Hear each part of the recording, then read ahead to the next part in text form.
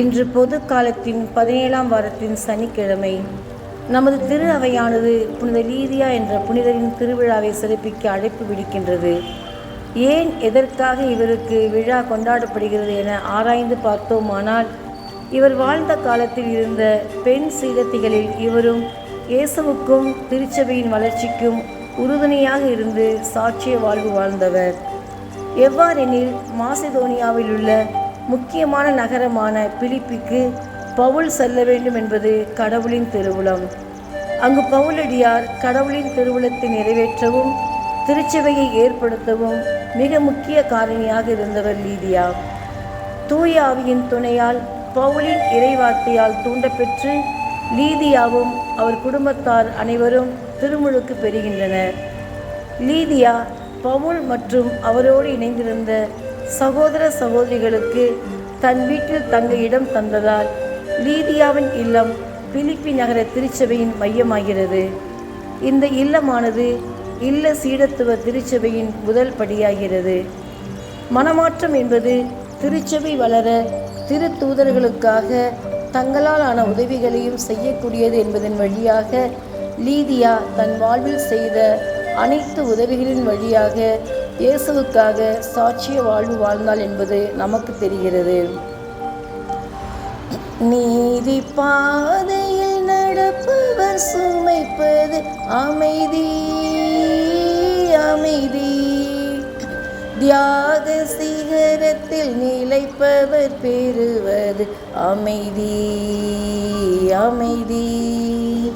நீதி பாதையில் நடப்பவர் சுவைப்பது அமைதி அமைதி, தியாக சிகரத்தில் நிலைப்பவர் பெறுவது அமைதி அமைதி.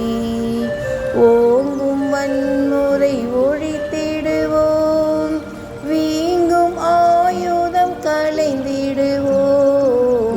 ஓங்கும் வன்முறை ஒழித்திடுவோம், வீங்கும் ஆயுதம் களைந்திடுவோம்.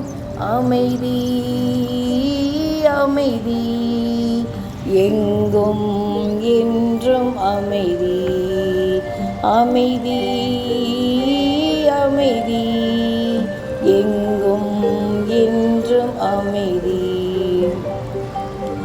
தீமையிலும் தன்னலத்திலும் மூழ்கி கிடக்கும் மனிதர்களின் குறைகள் சுட்டிக்காட்டப்படும் போது அவர்கள் தங்களை சரிப்படுத்துவதை விட்டுவிட்டு தங்களது குறைகளை வெளிச்சமிட்டு காட்டியவர்களை காயப்படுத்த துணிந்து விடுகிறார்கள். தன்னை கழுவும் தண்ணீரை கரைப்படுத்தும் அழுக்கு மூட்டைகள் இவர்கள்.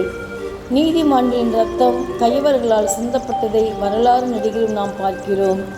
இந்த வரிசையை சார்ந்தவர்கள்தான் எரேமியாவும் திருமுழுக்கு யோவானும். இவ்விருவரும் மனிதர்கள் தங்களுக்கு எதிராக இருந்தாலும் கடவுள் தங்கள் சார்பாக இருப்பதை அறிந்திருந்தனர். எனவே எதிர்ப்பை கண்டு அஞ்சவும் இல்லை, மிரட்டலை கண்டு மிரளவும் இல்லை. இறைப்பை சந்திக்க நேர்ந்தால் கூட அதை இறைவனோடு இணைவதற்கான வாய்ப்பாக தான் பார்த்தார்கள்.